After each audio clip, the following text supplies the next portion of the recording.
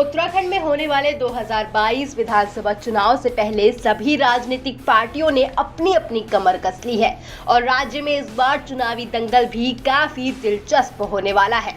चुनाव से पहले बीजेपी और कांग्रेस दोनों ही अपनी रणनीति के हिसाब से तरह तरह के हथकंडे अपना रहे हैं और किसान आंदोलन से नाराज चल रहे किसानों को अपने पाले में खींचने की जद्दोजहद में लगे हुए दिखाई दे रहे हैं।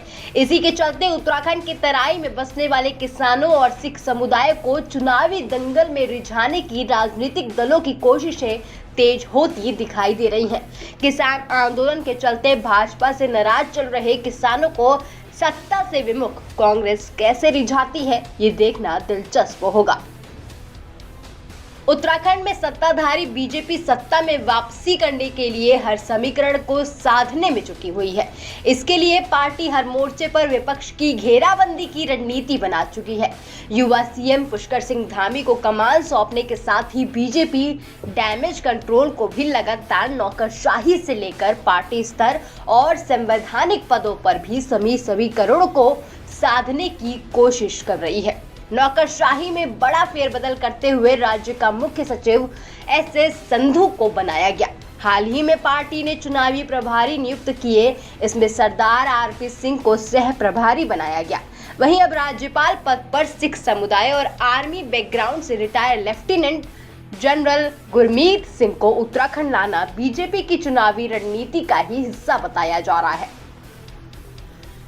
भारतीय जनता पार्टी पूर्व में भी सिखों को महत्व देती आई है और सिखों को अपने साथ जोड़ कर रखने का काम भारतीय जनता पार्टी ने करा है। लोग जो ये कह रहे हैं कि राज्यपाल या कोई और पद पर भारतीय जनता पार्टी सिख को ले आई है, ऐसा कुछ नहीं है, क्योंकि बेबी रानी मौर्य को उत्तर प्रदेश की सक्रिय राजनीति में लेके जाना था, इसलिए और उन्हें आज राष्ट्रीय उपाध्यक्ष भी बना दिया गया है। क्योंकि किसान भाई जो है वो कुछ लोग नाराज हैं, लेकिन जो कानून आया वो बहुत सही आया, उसमें परिवर्तन की बात भी भारतीय जनता पार्टी कर रही है। कितने सिख भाई कितने पंजाबी भाई भारतीय जनता पार्टी से जुड़े हुए हैं, कितने भाजपा जीत आने वाली है और उसमें सिखों का और पंजाबियों का बहुत बड़ा सहयोग हम लोगों को रहने वाला है।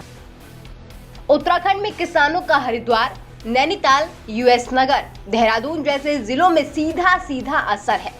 सिख समुदाय का उत्तराखंड में पवित्र धाम हेमकुंड साहिब भी है। इसी वजह से सिख समुदाय का भी उत्तराखंड से लगाव देखा जाता रहा है। यही कारण है कि उत्तराखंड के पहले राज्यपाल सुरजीत सिंह बरनाला को बनाया गया था। कांग्रेस नेता हरीश रावत का सिख समुदायों में अपने पक्ष में करने की रणनीति उत्तराखंड के चुनाव में भी काम आ सकती है। इसी को देखते हुए बीजेपी ने सिख समुदायों पर विशेष रणनीति बनाते हुए कई अहम निर्णय लिए हैं। देखिए, जिस तरीके से भाजपा इस सिख समाज से राज्यपाल बनाने का काम कर रही है, अपने प्रमुख सचिव सिख समुदाय से देने का काम कर रही है, ये मात्र छलावा और दिखावा है। जबकि वास्तविकता यह है कि भाजपा सरकार दलितों की, अति पिछड़े वर्ग की, अल्पसंख्यक समाज की और सिख समाज की घोर विरोधी है और लगातार जन विरोधी कार्य कर रही है। सिख समुदाय की अगर हितैषी होती तो इस तरह से अलोकतांत्रिक तरीके से किसान बिल को हमारे कृषि भाइयों के ऊपर थोपने का कार्य नहीं करती। बहरहाल 2022 का चुनावी दंगल काफी दिलचस्प होने वाला है। पहाड़ी क्षेत्रों के साथ ही मैदानी क्षेत्रों के मतदाताओं की भी इस चुनावी समर में अहम भूमिका रहने वाली है। वहीं किसानों की नाराजगी और सिख समुदाय से भाजपा की बेरुखी किसी से छुपी नहीं है।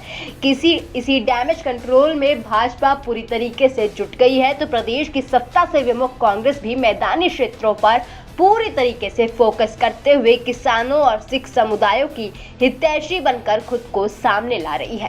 देखना होगा कि आखिर ये दोनों ही राजनीतिक दल अपने हथकंडों से कितने सफल हो पाते हैं और कितना वोट बैंक खींच पाते हैं।